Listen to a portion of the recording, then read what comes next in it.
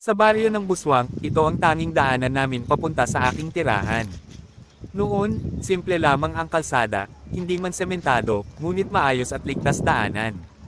Tuwing umaga, habang sumisikat ang araw, makikita ang mga batang naglalakad papuntang paaralan, may dalang mga bag at baon. Ang mga matatanda naman ay papunta sa bukid o sa palengke, nagkukwentuhan habang naglalakad. Ang maliit na sapa na aming tinatawid ay mababaw lamang noon, at kaya pang tawirin kahit nakatsinelas lang. Ngunit isang gabi, dumating ang bagyong Tino.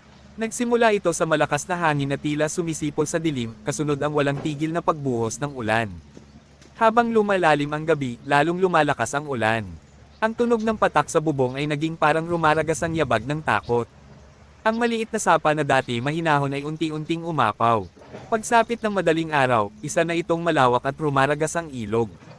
Paglabas namin kinabukasan, bumungad ang matinding pinsala. Ang kalsada ay halos hindi na makilala. May mga bahagi na tuluyang inanad ng tubig, at ang iba na may nabalot ng makapal na putik at mga batong dala ng baha. May mga punong nabuwal at nakaharang sa daan. Ang dating maaliwalas na daanan ay naging mapanganib at mahirap tawirin. Mula noon, bawat pag-uwi ay naging hamon. Kapag mataas ang tubig sa sapa, wala kaming magawa kundi maghintay hanggang ito'y hamupa. May mga pagkakataong kailangan naming magtulungan, ang mga kalalakihan ay naghahanap ng matitibay na kahoy upang gawing pansamantalang tulay. Ang mga kababaihan naman ay nag-aabot ng tulong sa pagdadala ng mga bata at gamit. Kapag madulas ang lupa, hawak kamay kaming naglalakad upang walang madulas o mahulog. May mga araw na tila nakapanghihina ng loob ang sitwasyon. Lalo na kapag umuulan muli at bumabalik ang takot na baka maulit ang lahat.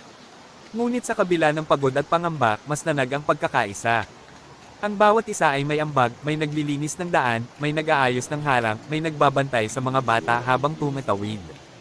Habang tumatagal, unti-unti naming naibabalik ang dating anyo ng aming daanan kahit hindi pa ito ganap na maayos. Ang mga bakas ng bagyo ay nananatili, ngunit nagsisilbi itong paalala ng aming pinagdaanan. Sa bawat hakbang namin sa putik, dala namin ang lakas ng loob at pag-asang balang araw ay tuluyan ding maaayos ang aming daan.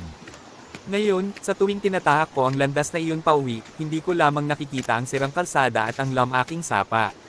Nakikita ko rin ang tibay ng aming komunidad, ang mga taong hindi sumusuko, ang mga pusong handang tumulong, at ang paniniwalang gaano man kalakas ang unos, kaya namin itong lampasan basta't magkakasama kami.